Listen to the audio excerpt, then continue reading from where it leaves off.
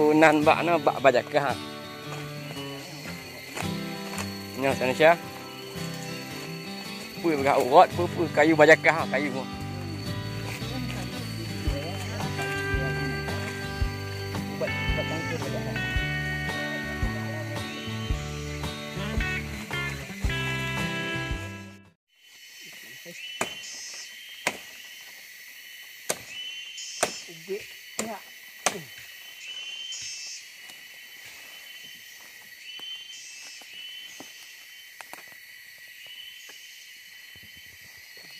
Nak mai ana kau betul.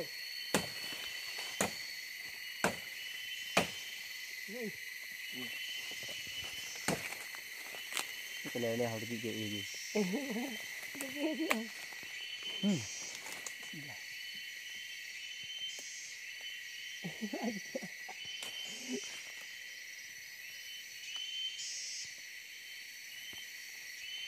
Yang lagi viral di internet.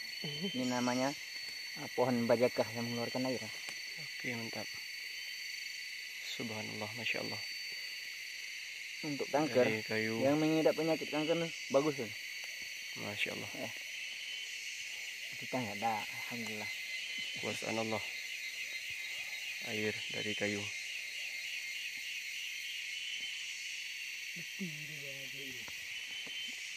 Alhamdulillah. Yes. Masya Allah. Nggak boleh ada. Tujuan punya ada iya.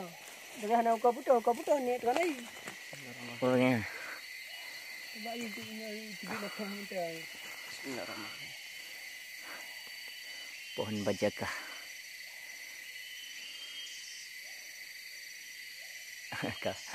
Ketetesan tinggal. Ketetesan dulu. Kan netes, pemuyuk lah aku lihat kamu padamu.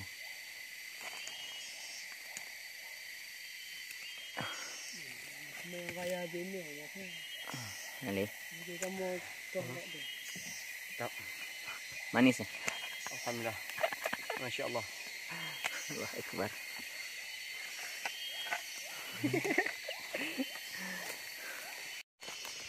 Oke bosku. Tadi itu apa namanya? Kayu bajakah yang barusan kita minum airnya, yang katanya bisa mengobati penyakit kanker. Oke. Jadi pokoknya banyaklah manfaat dari kayu bajakah itu. Untuk panas dalam ataupun banyaklah. Salah satunya itulah yang bisa mengobati penyakit kanker. Dan yang utama sekali teman-teman, yaitu bisa menghilangkan dahaga haus. Oke. Tetap. Yuk.